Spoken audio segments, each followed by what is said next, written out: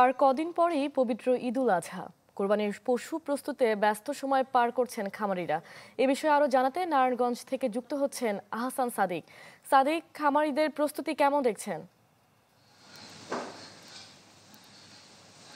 রুহি, আসন্ন ঈদুল আজহা উপলক্ষে যে কোরবানির পশুর যে বিষয় থাকে সেটি কিন্তু নারায়ণগঞ্জের যে হাটগুলোতে কার্যক্রম শুরু না হলে খামারগুলোতে কিন্তু কোরবানির পশুর বেচা কেনা এটি কিন্তু শুরু হয়ে গেছে এবং বলা যায় যে কোরবানি খামারের যে সকল কর্মকর্তা রয়েছেন তারা কিন্তু আসলে ব্যস্ততার মাঝে দিনরাত অতিবাহিত করছেন।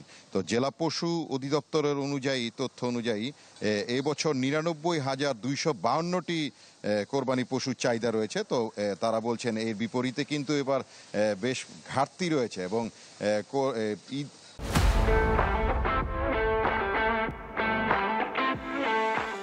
ঈদের আগেই কিন্তু এই ঘাটতি পূরণ করার ব্যাপারে কিন্তু তারা আসলে আশাবাদী।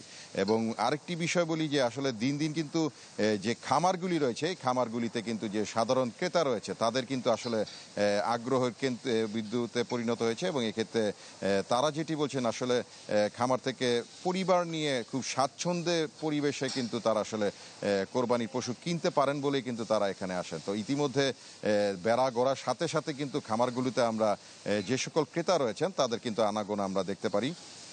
এবং আরেকটি সুবিধা হচ্ছে যে তারা তাদের নির্ধারিত পশুটি ক্রয়ের পরে খামারে কিন্তু তারা রেখে যেতে পারেন। তো নানা সুবিধার কারণেই কিন্তু আসলে মূলত খামারগুলোতে যত দিন যাচ্ছে আসলে যত ক্রেতা রয়েছেন কোরবানি পশু তাদের কিন্তু আসলে এই চাহিদা বা তাদের উৎসাহের কিন্তু কেন্দ্রবিন্দুতে পরিণত হচ্ছে। তো বলা যায় এই হচ্ছে নারায়ণগঞ্জ থেকে সর্বশেষ পরিস্থিতি। সাদিক, আপনাকে ধন্যবাদ। দর্শক, খামারিদের প্রস্তুতি সম্পর্কে জানাচ্ছিলেন আমাদের সহকর্মী।